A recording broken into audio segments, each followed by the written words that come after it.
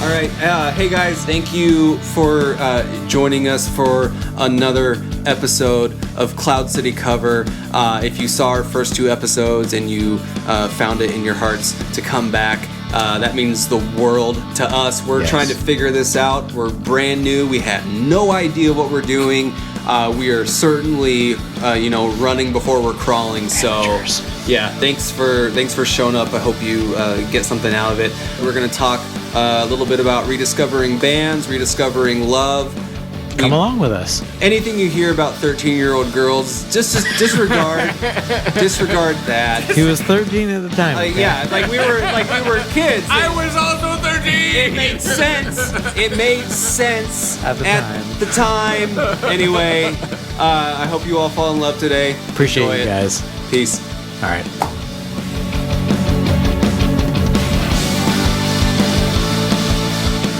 All right. Welcome back. I don't remember the name of the podcast. It's Cloud City Cover, and the reason that it was a struggle I had to grab it from my memory because we've done one episode that we had to split into two. Because we talked forever. And we did that 5 months ago. Are you serious? Yeah. Shut your mouth. We did that 5 months ago. So we celebrated your 40th birthday since then. And didn't you say that when you turn 40, they hand you a microphone and you start a podcast? Yeah. So I feel like it's like the Hogwarts letter you get when you're 11. They just give you the pod. Comes out of nowhere. They give you the mic and you're good to go. And here we are. Yeah. And so, Red boom stands. That's pretty cool. That's really fancy if you ask me. Yeah, not just because they were the cheapest either. We just have really cheap taste, But they do look good. is nice. Anyway, so we all know that we're going to get more consistent with it, which is going to be fun. Just getting right into it, still talking about musical histories. I am scared out of my mind of repeating myself from the one episode we did 5 months ago, but So welcome back to the next installment is what you're trying to say. Exactly.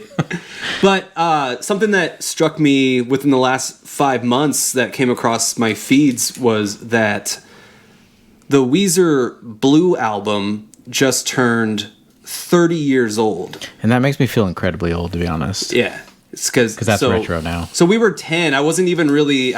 music hadn't really taken over by the time I was 10, but I knew Weezer, I knew the Undone single, I knew Say It Ain't So, they were in my zeitgeist already. Can you imagine if you had a sweater from back then? And it came undone. It would be undone by now. I'm sure. Yeah.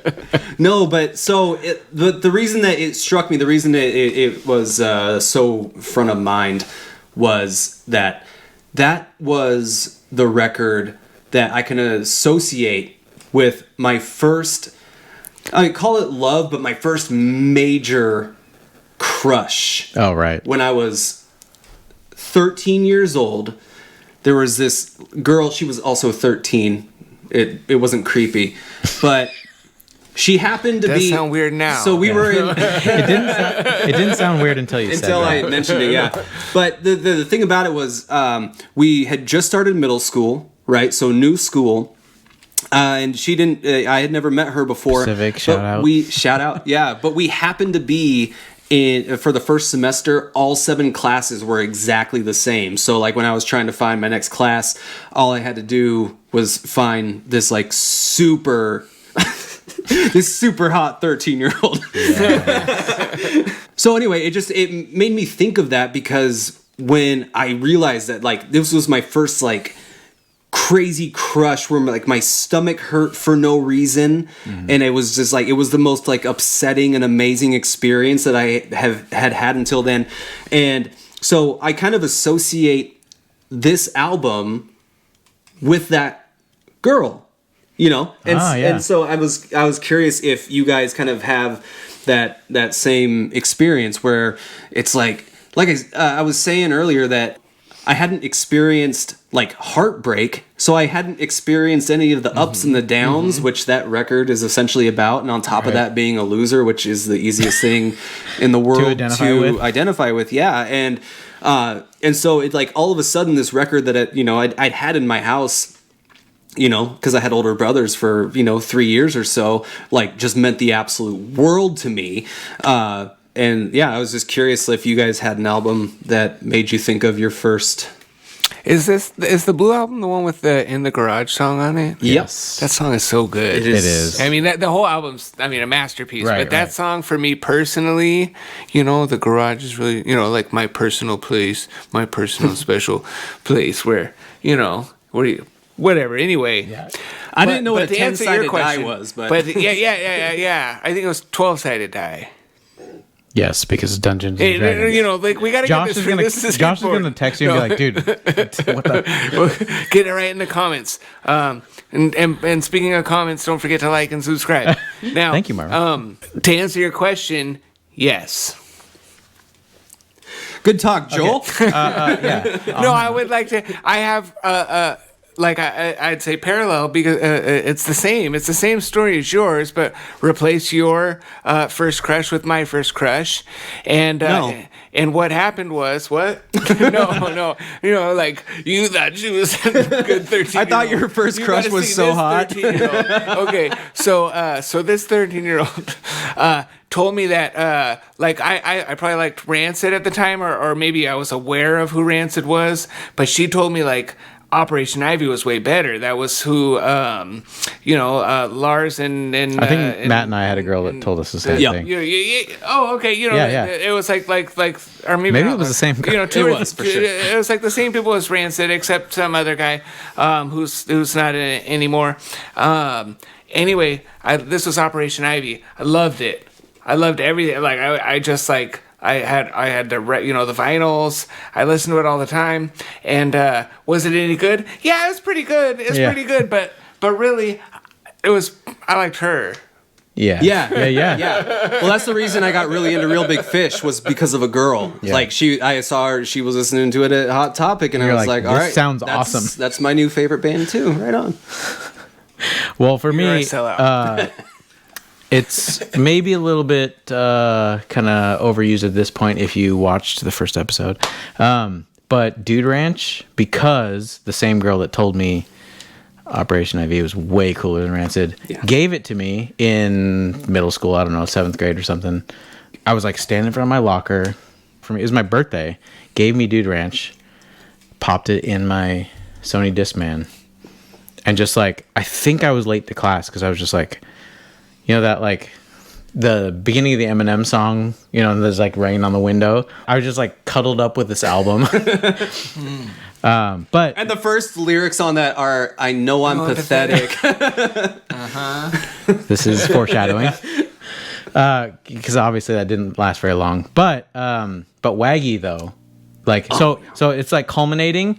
So you have Pathetic, you have Damn It, which is like about a breakup. Mm-hmm. And then this relationship was the shortest relationship I've ever had in my life.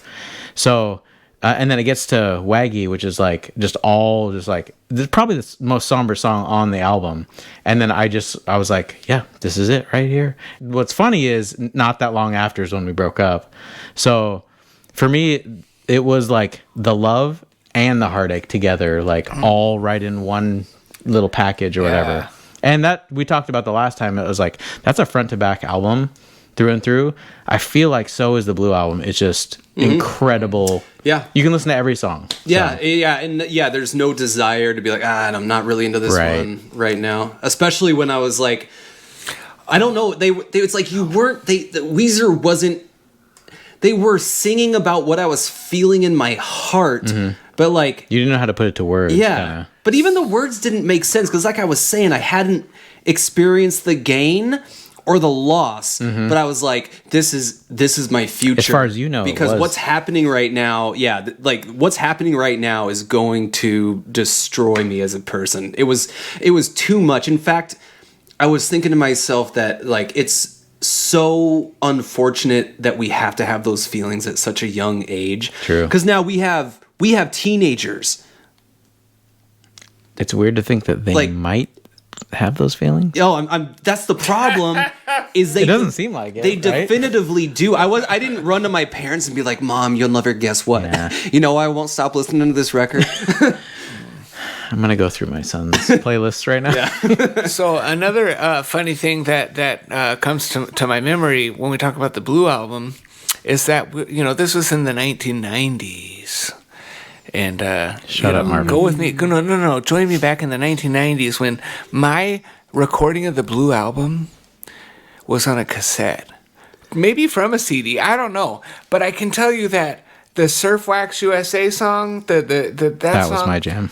No, that's where the tape ended. And when I turned it over to the other side, it started on the next song. So I, for the longest time, didn't know how that song ended. So do you know the song Only in Dreams yet?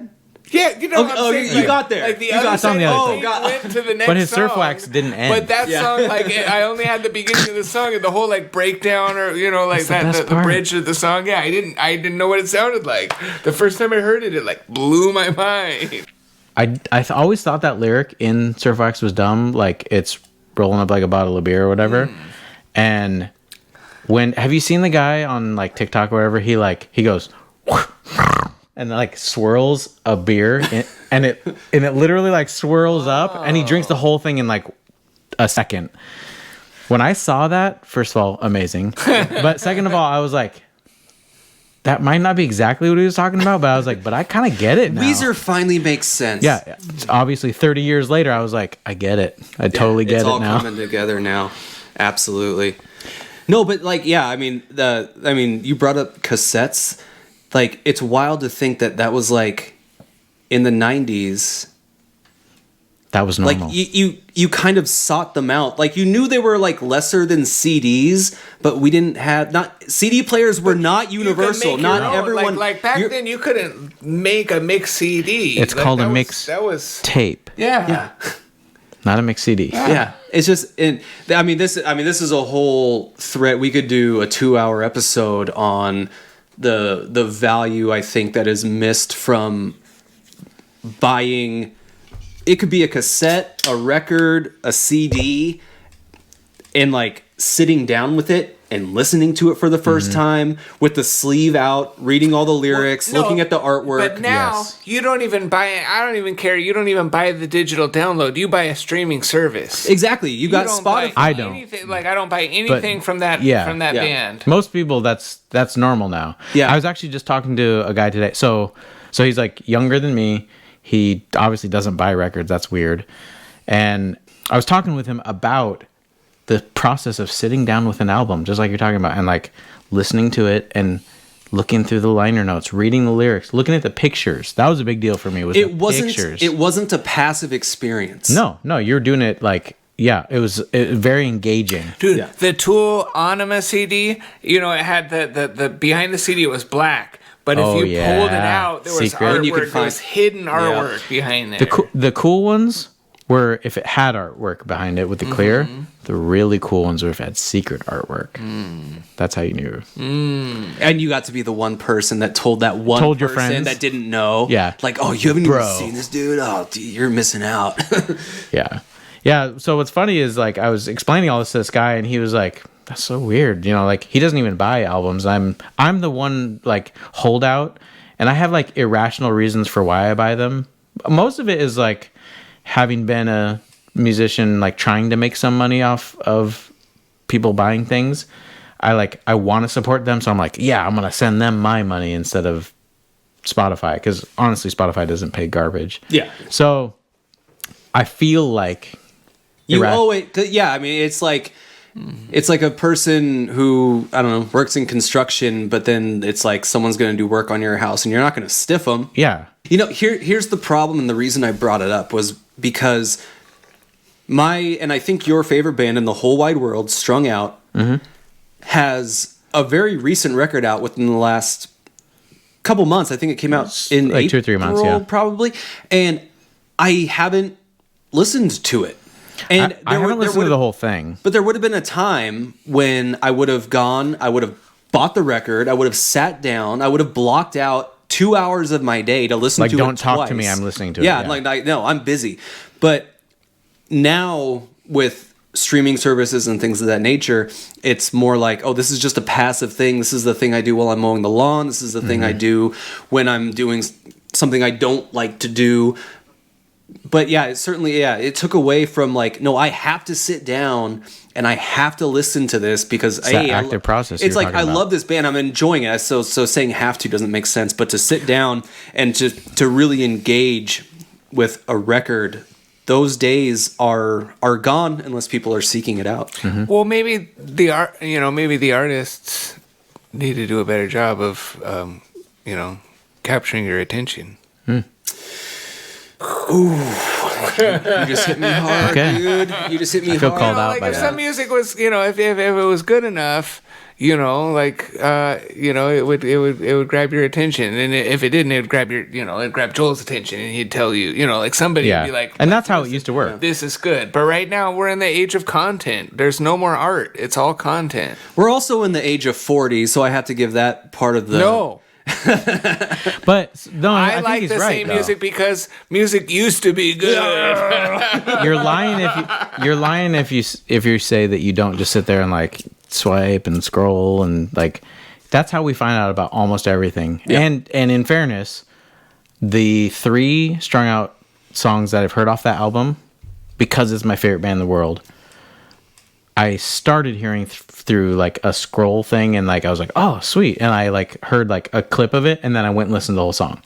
I still have not to this day listened to the whole record yet, though. Yeah. So that's normally, even like us holdouts, that's how we find music now. Yeah. But the same guy at work that I was telling, like, oh yeah, this is what we used to do, he just had, Spotify like suggesting bands, and he kind of like gave it, his whatever parameters. And I don't know how recent it is, to be fair, because I literally just heard it today. The newest Bring Me the Horizon record just came on today, and this is the first rock record in a good while that I was like, whoa, this is like totally up my alley. And style wise, it's like maybe a little different than I probably would have sought out. Also, just due to the history of the band and some other, like background stuff, I've never been a fan of them. And I thought, like, this is a really interesting experience, because normally I either already know the band and I know they have a record coming out. B, I scroll and I'm like, oh, that's sick. Like, what is that? I have not really been wowed on suggested stuff on Spotify before. And especially not from like, it's somebody else's playlist or whatever, just like a random song that popped on. And he's like, oh, you like them? And they played the whole album because he had premium. And I was like, dang, this album is so good. And so I'm like really hot on this. And my favorite band in the entire world, I've only listened to 3 songs. Yeah. So this is like, even to me, who's like the guy who buys the records still. But did it give you, because my instinct in that moment would to be like, oh, this is cool, you like introduced me to this band, Mm-hmm. and then my immediate reaction is like, oh, you should check out, and I would have been I like, did do here's that. Strung Out, dude. Like, No, I literally, I was like, for the rest of the day, because we're working together for 8 hours. So I was Yeah. like, for the rest of the day, I was like, dude, like your channel suggested this to me. I was like, I think you might like this band. And he just like pull out his phone, put it on, and there it would be. And he was like, yeah, it was cool. And then he'd add it to his playlist. that bothers me to no end when you're like, dude, this is the dopest shit that has ever existed, and someone's like, yeah, it's pretty cool. Well, you're he dead to added me it now. to his You're playlist. Dead. So that's For me, it would be like, No, it's on my this is- playlist. No, this is your favorite band now. That is my new expectation. If I introduce you to something, I prefaced to him that it was you my favorite fucking band. love it now. That is. I was that- like, that's why take it or leave it, but I don't. it is my I favorite don't. band. I don't suggest this band to everyone, but you're special, and if Yeah. you don't love it more than anything, It actually offends me. I hope you die on the way home. That's Well, I how don't hope, Jeff, if you're watching, I hope you don't die on the way home. Jeff, I don't know you. I don't. Be dead. Who cares? Be dead. Should be. And, You know- I mean, if you have a wife and kids, No, like but, well, my condolences. Hang on. There might be a tiny little elephant under here. Oh my goodness. Let me ask you, Joel. This new Strung Out album, is it any good? Okay, here's my thoughts. I've only listened to It's your favorite 3 band songs. in the world. It doesn't mean that the next thing that they do is going to be any good. One song. So, okay, you remember Tyler, because he's a huge Strung Out fan too. One song I was like, I'm gotta send it to this dude. Check out, new album. And I sent it to him. The next song came out, I was like, sick! And I heard a little clip and I was like, that's awesome. I went to listen to the whole song and I was like, eh. And I'm sorry if any of the band is hearing this, because it's like, still to this day, favorite band. I stand by it. I still am waiting to get my Tattooed by Jason Astrolux. Yeah. But the second song, I was like, maybe. The third song, I was like, it's good, but production level, you know, you can agree with me on this, Matt. There's been some like high production level strung out records, like, Yep. even though it's probably one of the oldest, just the clarity and value of the production is Twisted by Design. so strung out. good. Yeah. Then there's Even been some, before the remaster was yes, like it was great. fantastic. Remaster even better. Yeah. But then there's been some ones where I'm like, I love the music on this. The production value is not maybe as good. And I know I mentioned this on one of our previous episodes, but that it was my cousin pointed out that Exile and Oblivion, That's the other one. such an astonishing Arguably record. the best strung out record ever. Yeah. So I mean, just Production value, lowest. yeah, and it's Maybe. kinda like, I still really always enjoyed the record, but I'm waiting strung out. I'm waiting for the remaster on that one. yo, please. No, That might top my fantastic. favorite strung out record over Twisted. Yeah, if- but then after that, like it everything kind of like leveled up. Yes. So overall, and that's where it's like, it's been fairly high for a few years. And then I heard this new record, Marvin, to answer your question. And it's been 50-50 to me. And it's mostly just due to the production value. And I'm like, we're in an age where I feel like if a dude in his bedroom in Kansas can come out with a stellar sounding record, then we all, and I'm including myself in this, we all owe it to anyone who purchases or pays for a streaming service to just like have a bare minimum. And it was definitely 50-50. And that's me just being brutally honest because I genuinely love the band. So, the only there you thing I would say that could counter that, because I was literally just driving here, I was thinking about the production values and things of that nature, and how I think about the first records that we recorded. Yeah. Like before, I try to forget those all the time. yeah, before I think we recorded that record at Ron's in Normandy Park when we were like 16. Right. But that was like high level. That was the highest we'd ever done. Yeah, to for the sure. point. But everything we did prior to that really mattered because we didn't get to hide behind any No tricks. there were no tricks. It was just like we recorded what we recorded. And there's a great deal of value because it forced us to be like, oh, we're not as good as we think we are. Right. We have to improve. And then even, back in the days when we were like actively in bands, we all played with bands who had these like pretty good sounding records, but you see them play live and it becomes very clear that they used every single trick. And it's like, you fooled yourself into believing that you were ready for this certain level and you're nowhere near it. So Actually, I just talked to that guy, Jeff. I just talked to him about that kind of phenomenon and just like how. Oh, is Jeff still alive? I thought he died. I'm gonna send him a text. Yeah, real you quick. might want to do a wellness check. But no, like I was talking to him at work today. So there would be a band that sounds amazing. You go see them live and they sound nothing like it. They can't pull it off, and that's still happening. I think it's actually more prevalent now because you can make anything sound amazing. Exactly, because you can just be a kid in your bedroom. Right. And I don't begrudge anyone for using the tools. Shut up, Marvin. For anyone using the tools that are available to them. 100%. But you have to be able to, like, there's an effective way to use them, and there's not an effective way. Marvin? I thought we were talking about the Vandals. Like could they have sound been. so good on their album, and then I saw them live, and it was like, like it is punk rock. It's punk rock. Yeah, it makes a lot of sense. Did you see? Why is only their drummer good?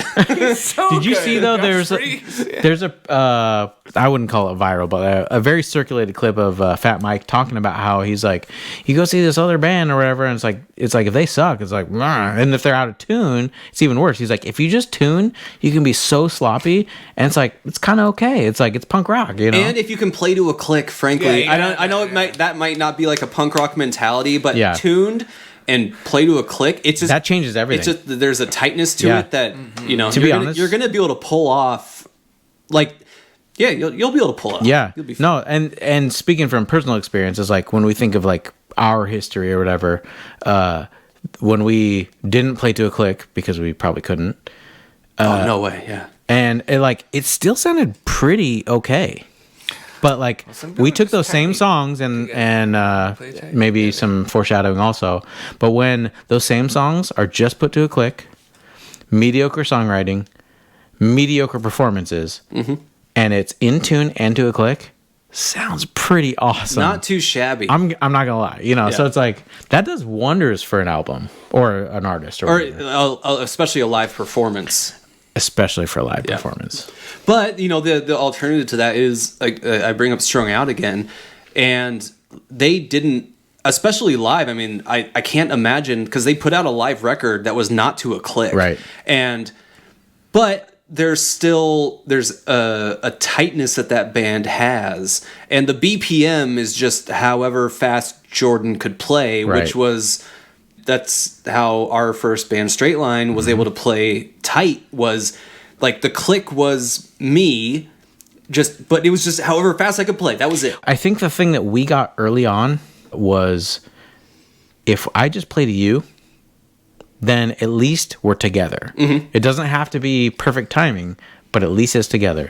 And I feel like a lot of new bands, they're all trying to play the best they can, and it's kind of going like some version of this. Especially if there is a band leader who has determined that they are the click without there actually being a click, and trying to lead the rhythm section, right? As opposed to, and if you're not playing to a click, then there's no point in trying to lead the rhythm section anywhere. The rhythm section is going to be the rhythm section, which is frankly why that's the beauty of the click, is it's on. Yeah, it is. It's exactly what it is, and that's why, like, I've been in a few bands, and like, you were obviously, like, in our band, Straight Line, you were like the leader. You were the songwriter. I was that person that you were talking about. But I never felt like you were trying to, in terms of rhythm, drag me anywhere.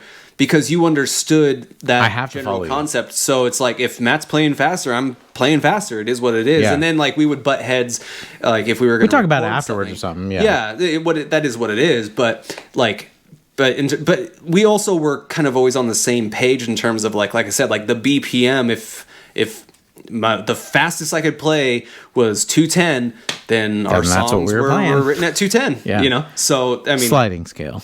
Exactly. Yeah, 210, 197. They're all the same. It's the same. When you're 18, it's fine. So okay, we'll have some subsequent episodes where we can talk more in depth about this in particular. But just going back to some kind of history stuff with you and I, Matt, because we were in the same band. Go watch episode 1. Marvin, I know that you're in a band that maybe played at Club Impact every once in a while, or Auburn's Best Annex, or Java Jump, or one of those. Did you guys ever make a record? And if so, was there something that was like a big learning curve in terms of something that you know now, like, because we've played together, like at church and stuff, playing with a click and just like that whole learning process? But is there like any like big reveals that have happened to you since that era? That sounds like a lot of questions. But in order to answer the question, I got to first answer that. There's multiple questions. So at Club Impact, in Auburn's Annex, back then that was Fresh Hot Coffee. That was FHC, and I don't think that we did any recording. I did a lot of recording, later with other bands. Name drop. Let's see. There was The Envy was the one that I remember that I do remember The Envy. Did the recordings. Did you play at Impact with The Envy? Or was that... I'm trying to remember. I don't think they did Club Impact because they weren't Christians in that band. But, well, not everyone that played at Impact was Christians. I don't know. What was that one band? They came to all the Battle of the Bands and handed out abortion pamphlets. Oh, that was like Church of Hate or something like that. It wasn't something... It wasn't an obviously non-Christian band name, but... We just talked about this band the other day. The super hardcore band. Who did Waylon play the drums for? Yeah, I'm trying to remember the name. God, it's going to come to me.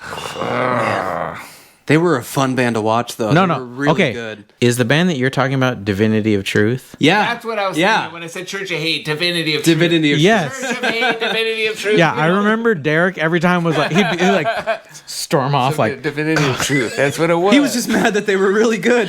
they were so They good. were just so much fun to watch. yeah. That's the like 20 or 30 year reunion I'm looking forward to. And they were super nice. well, and on they were- stage they're like Like PR wise, like that band for what they wanted to sell at like a notably Club Impact was a Christian rock club. Like they came in. But they had a lot of people come through the door. They did, yeah, but they also like they were just like I went and talked to them and they were and nicest it's not guys to ever. suggest it's not to suggest that I think the guitar player. Yeah. Wore The black New Balance. He had the biggest stretched Huge. ears in the room. And then the next year, when my ears were stretched, his were bigger. It was yeah, really big gauges. Yeah. Chris, I can't remember his last name. It was it'll come to me later, and just because I have that weird memory thing, it'll come to me, and I'll say feel it. you. Pancho or something like that. Chris Pancho, that's what I'm gonna call you. I'm such a. I think that actually might be his name. He's gonna beat me up because it's like that's like an offensive version of his name. Okay, so what I was trying to say was, it's a pretty cool band name. that's a really good Honestly, looking back, I was like, Straight Line. Oh man, yeah. Divinity of Truth. Why didn't we Universally good band legit. names. So like good. you don't have to Any have, style. Yeah, you don't have to have any style, belief, or like conviction on anything. What logo Divinity doesn't of look good? Truth, Well, I mean, some people. it's all subjective now, guys. Yeah, You know, You're truth, man. But that's the Divinity That's of Truth. Yep. That's pretty legit. That's Yeah. pretty legit. So Those guys before their time, I'm telling you. Yeah, absolutely. No, cool band, cool club. But so, what was your band's name? Fresh Hot Coffee. So Fresh Hot Coffee. You played at Club Impact plenty. Did you ever play with our band? You swear to this day that you don't remember the show we played at Auburn's Best Annex with Fresh Hot Coffee. Never played at Auburn's Best. I swear you did. I swear I never played there. I don't think I ever played at Auburn's Best because there was one time when I was a kid I wanted to go to Auburn's Best and like I got my mom and dad just said no. So I don't know. It's like It could have been the Java Jump. I'm not Java gonna lie. Jump. That sounds familiar. That makes more sense. It was one of the two. That was a good place for fresh hot coffee. But I'm remembering I played a lot more shows later with the Envy. That was beverage. I'm saying later. It wasn't a lot later. What time frame high years? school, it's crazy. High school, is 4 2000. years. High school is 4 years. I didn't start playing till my sophomore year. So, so like those 3 years are like, like so many different things happened, and so yeah, there was Fresh Hot Coffee. But then later there was the Envy, and I played with those guys, and they played all over the place. That's a good band name. Also. Brandon Beauchesne was the singer, and I feel like I remember him. He was here's the thing. I'm kind of different. I'm kind of weird. And so when I was a senior, I was hanging out with these freshmen, and they were awesome. These guys were cool. Mm-hmm. They were so cool. They were hanging out with somebody that's much older. They were real cool. They were super mature. Like they were freshmen, but they were like really mature. Like however you want to make that whatever. That's Old what it was. souls. It was what it was. These guys. But they had the bands and musicians and they accepted me and let me play different keyboards and guitars and stuff. But I do remember the keyboards. But ultimately, they wanted me to play the guitar. Yeah. Let him in the band. A van. It was a van. It was a van. Even better. Even better. And then we actually played a show down in Centralia. On the way back, my van caught on fire with all the equipment in the van, and it was like, this thing's gonna blow up. It's Let's so get it everything was out. a Volkswagen van, and the exhaust and the engine, everything's in the back. It's so the also exhaust caught the engine on fire. engine block, and which means so we're catching on fire on the side of the freeway, and we're like, we should. That's the next band name. We should get the Catching on equipment. fire on the side of the freeway. That's the hit single. But you have to make a decision. Like, do I let my guitar blow up, or do I blow up trying to save it? Well, anyway, we got all the equipment out. Yeah, you get all the. It was just a little out. fire. It was not a big deal. The point of that story was that I don't know what I'm talking about. No, I feel like I don't know if Tyson ever had this experience, but when I was in Blessed, we 100% had a vehicle that started on fire. I feel like that's like a rite of passage for any band that like attempts and when I say tour, quote unquote, I'm talking we're driving to Centralia and then we're doing a Portland gig. That's a tour. That's all it takes. You know, it's like if you're from Federal Way, that's all it takes. Pretty cool to go down to So, or you have like the massive, like engines toast, like head gaskets blown, transmission shot.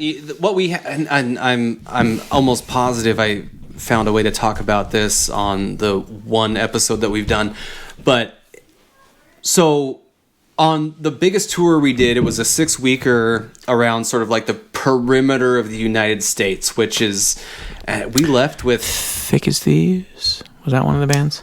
Yeah, they were from New York. Yeah.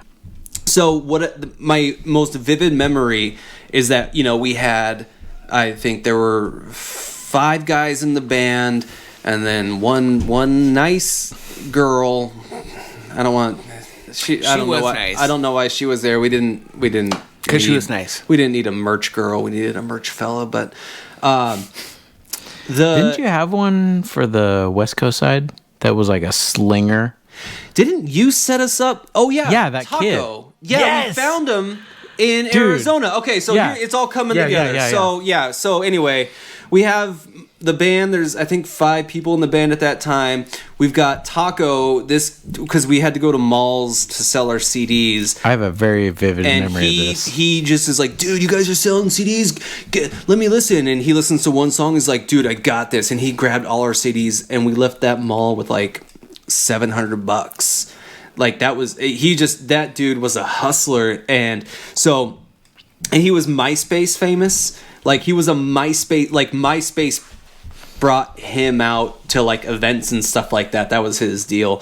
But anyway, so we met him in Arizona. In Arizona, our AC in our van conks out. Right. And it's 110 degrees. And we don't always have money to stay in a hotel. And so we had to drive most often. So we went to a place to get it like assessed. They charged us $30 just to get an estimate done, and they're like, "Yeah, it was going to be $3,000 to fix the AC on this van." And we were just like, "Oh, we are going to die. We're going to die." This was Arizona. Was it probably summer? Oh yeah, it was summer. It's like in Arizona, you can just charge that much because for that over service because you have to have it. So naturally you didn't have it. Our guitar player, Ryan, he gets on the phone and he knows a dude in Texas. And so it's the thing. He's like, all right, well, we got shows in Texas. And so we hit the road. We get to our show in Texas. He meets us there, I think. And he gets it working to a point where we could survive. But that was, I mean, just, wow. I think it was just the timing and the location of having something like your AC go out. It feels like everything's just blowing up. That reminds me of 2 stories, okay? One, on that same tour, so remember at this time I'm living in Florida. Yep. A band hit me up that in the last maybe month, when you guys came to Florida, they opened the show for you. And I remember I was like, oh, I was super stoked. I was going.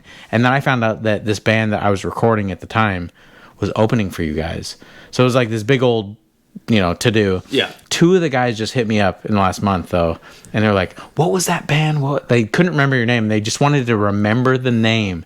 And I was like, "Actually, really funny that you mentioned that because I remixed one song, and there's like a couple of live videos, which it's also a shame that there's not more on the internet from that era of Tyson." Yeah. But I remixed that one song.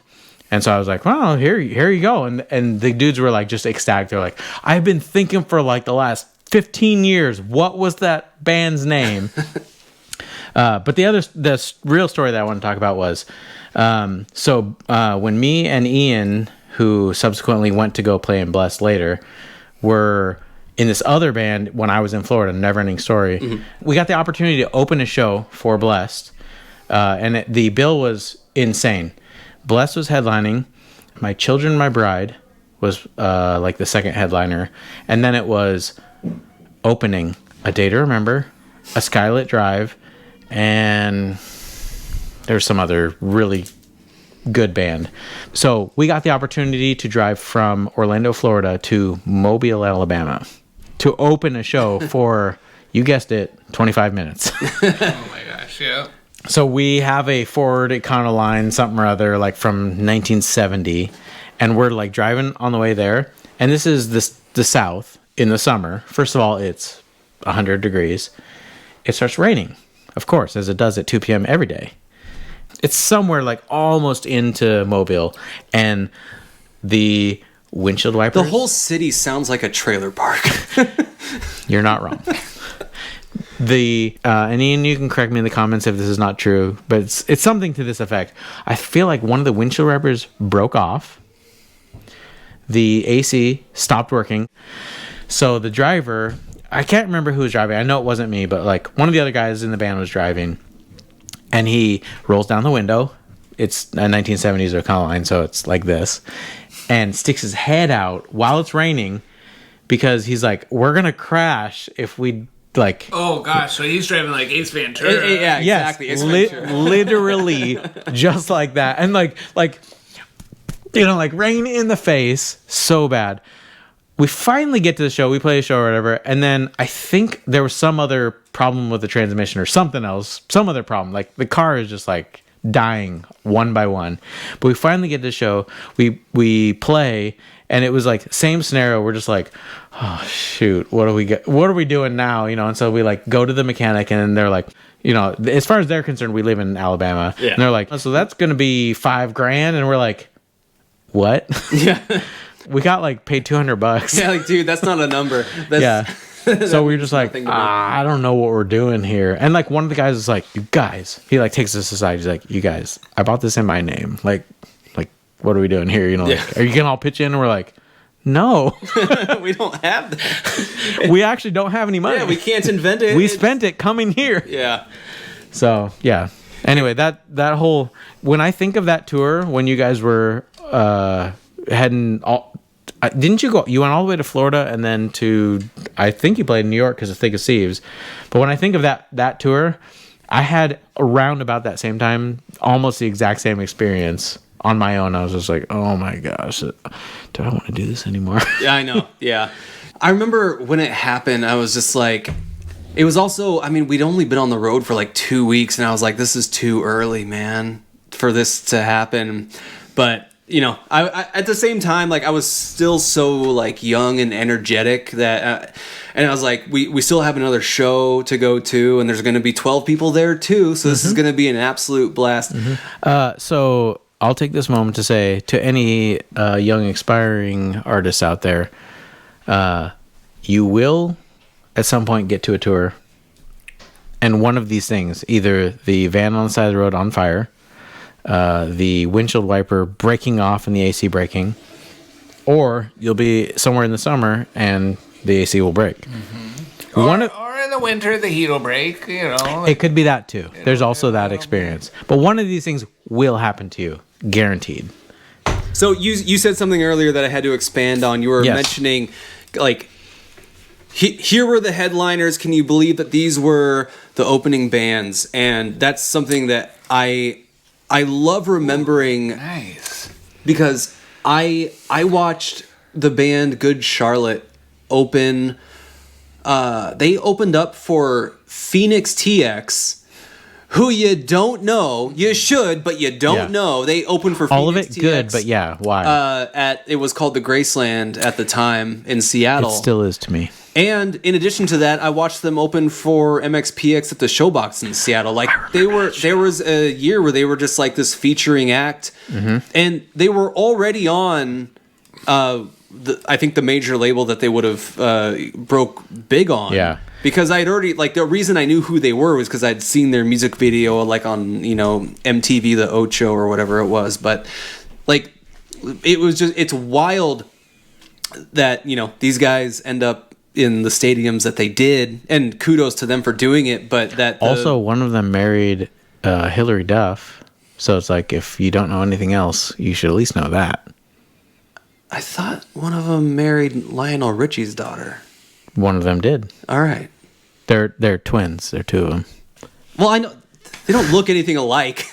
Well, They're fraternal twins. Yeah, but anyway, so Yeah, but it's like pop good culture. on them. They got to that level. But I was because, and the reason that sticks out in my mind was because I remember at the Showbox in downtown Seattle that right before like MXPX was about to go on.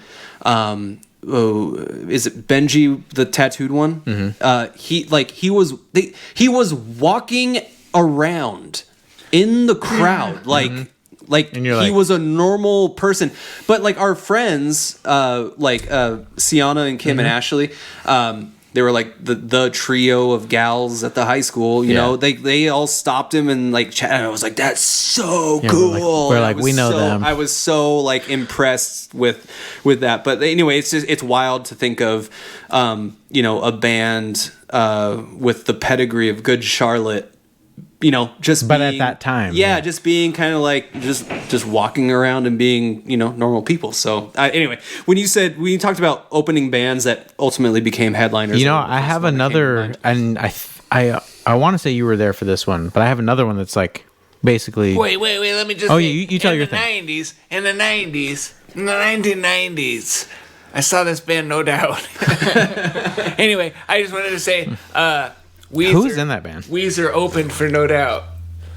But, I mean, it wasn't like a little thing. I mean, there was, they were big. And can we that sounds like a co-headlining tour. Can we just all agree? Can we just all agree though? It's like it wasn't. But, any show that you went to in the 1990s, both sides have exceeded far beyond. Yeah, well beyond whatever expectations you may have had for them at the time. So what I was going to say is, my memory induced a memory for you, and then the inception of that. I think you were there for this. Put our hand in Marv's face a little bit more. Inconceivable. No, there was a Thrice show that was also at the Showbox Market, and I remember being like in the parking lot behind and seeing both Teppy and Dustin were like just walking through the parking lot, and it's like, I think at the level there is like Showbox Market, so it was a pretty big show, but like still not to the level of. Well, there's 1,200 people that paid money to see you in a single city. It's pretty notable. But that's in a city that you don't live in. That's huge success as far as I'm concerned. Now they sell out Soto almost instantaneously. Mm-hmm. So. Different levels. For 2 nights. Yeah, for 2 nights. Different levels completely. And the fact that they were walking through the parking lot also is part of how crazy this is. But they were just like walking from their van to the market to play. And I was like, hey, Dustin. And like, I think you were there, but like we went up and like just talked to him for a minute. I don't even remember anything that transpired. I don't think I was at that. I would have remembered that, but I know you're at the show. I don't know if if you were there at that moment though. I was like, but I just remember just being like, I don't know what I'm saying right now. Yeah, it's like you like. Still, I need you to know I exist. I just don't know why. Yeah, I don't remember what I said. I don't remember anything that happened. I just remember running up, saying a few things, and then being like, okay, cool. And also, like, it goes to show like the coolness of some of these bands at the time. It's like I remember A Day to Remember on that tour. I remember A Skylit Drive on that tour. I remember Thrice on that tour. And it's like every single one of them gave me the time of day. And actually. I feel kind of validated in this. I just commented on Cove from Seosin. He posted something about how he's like doing a reunion for the like, I don't remember the name of the record off the top of my head. The one with the beetle on the front, the really big Seosin. That might have been a self-titled record. It might have been self-titled. That's probably, I can't remember the name. Anyway, they're doing a reunion of that. So Cove's coming back, and I commented on something just like a memory that I had. I snuck into Warped Tour because I had like all those like tour passes or whatever. Lanyards, yeah. Yeah, they're all on a little like carabiner, and I literally like walked in. I just flashed it, walked into Warped Tour, and then I saw him, and like one of the security guards was like, "Hey," and I was like, "Hey, Cove," like and he was like, "Oh, that guy's on the tour," so he kind of left off, but I like ran over to Cove, and Cove was like, yeah. And he was like cool enough to be like, who are you? Like, yeah, you want to talk for a minute? Like, total regular guy. And at this level, is like that record is already out, so they're pretty big. And it was probably the biggest that band ever got. That I can remember. Yeah. Did I hear you correctly that you what's his name? Cove? Cove, You yeah. ran up and Cove you said, Reacher. hey, Cove. And he's like, yeah, what's up? And you're like, hey, Cove, the security guards are looking at me. I need you to pretend that I'm talking to you right so now. that's the thing is like I actually, ADHD brain, I came up with something like off the top of my head, and I was like, hey, I got this assignment in school that I'm supposed to like, I don't remember, it was like networking or something. So I was like, I'm gonna network with a band, So I went over and talked to him. I was like, and I was like, so life on the road, this, that, and the other thing, and like how's Warped Tour. I just wanted to like gain some like musical experience here as a nobody musician. And he didn't even know my name. He like, somebody just yelled out, hey, Cove, and he was like, I'll wait for you. He was the realest dude. My experience with Thrice was the exact same as like realest people ever. And I feel like every time I've had a kind of in that moment, as far as musically concerned, maybe not celebrity so much, but like musically concerned, every time has been like somebody was like, yeah, I'll give you the time of day, regardless of the level they were at. Because it's like everyone was like really cool and just wanted to be there to help you out. You know what I think? I have to imagine that Marvin wants to say something. It's okay. So like I went through this AFI stage and I was like super obsessed with this was before the As one does. They were like Brian. really, really glammy or whatever. But anyway, I was like obsessed with AFI, obsessed with Davey Havoc. I even did like a band that was like trying to totally like imitate them or But whatever. do you have a quarter sleeve? Hang on. All I'm trying to say is when I met him and he was like totally cool, like, what's up, dude? I was like, hey, like I couldn't be like, well, like I couldn't think of a question. It was just Buffering. Like I said, I just need you to know that I exist and that I like your band, and I think that's. I'm here. You're here. I wish I could have said something like that. Yeah. That would have been cool. I'm certain that they appreciate it. Yeah, but the thing that I was gonna say was that I imagine that like at that time AFI was probably kind of in that, sell out a 3,000 person venue kind of, at that point, right? And that's kind of like this point that we're talking about. And I had to imagine that all of these people have opened for like the biggest bands. Right. Like they've opened for in them. stadiums. Yeah, but like they have like, and these dudes and Mariah people, Carey, all these people, they know they've met real celebrity. And that's got to put you in your place a little bit. Yeah. Because it's an aggressive industry.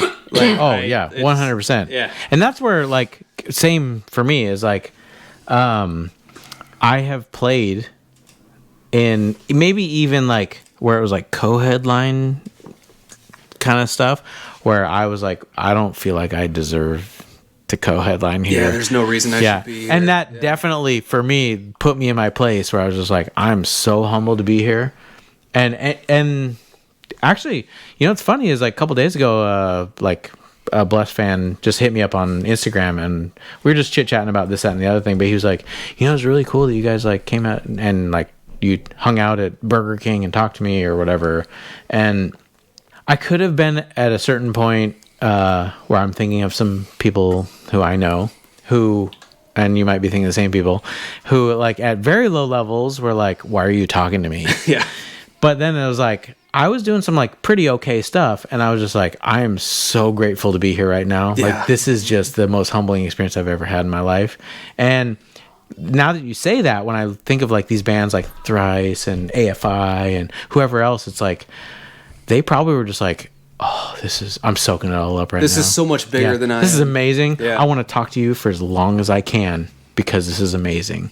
So, yeah. Like my band was never as big as Blessed, but Tyson is who it was. But I remember we used to go to the South Center Mall and we'd go into a music store because we knew that one of the members of Modest Mouse worked in that music store. They weren't called that. They were called, what, IDK? Yes. Yeah, IDK. Yeah. And dude, that's a memory unlock.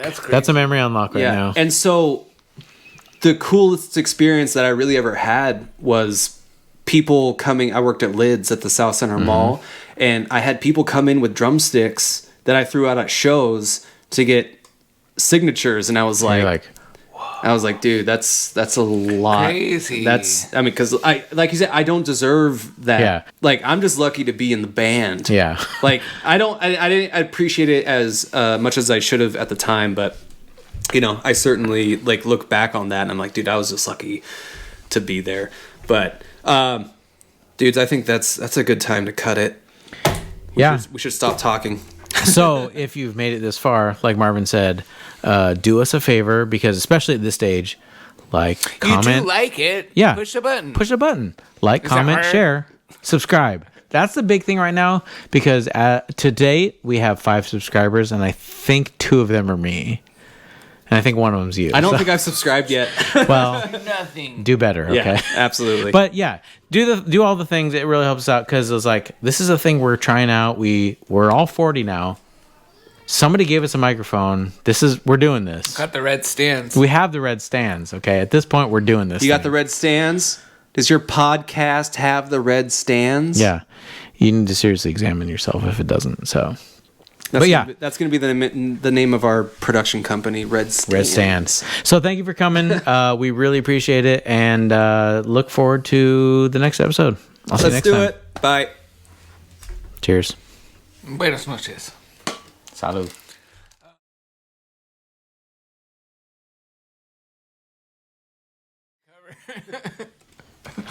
You know, what are you doing, man? Put it down. Just turn off the internet. You know, you have a life. You know, get back to doing something productive with your life. You know, like, honestly, I don't have anything to tell you. Nope. Turn it off. Put it down. Yeah, I understand that it seems like I'm being funny. It seems like I'm telling a lot of jokes. I don't know how to turn it off, man. Just turn it off.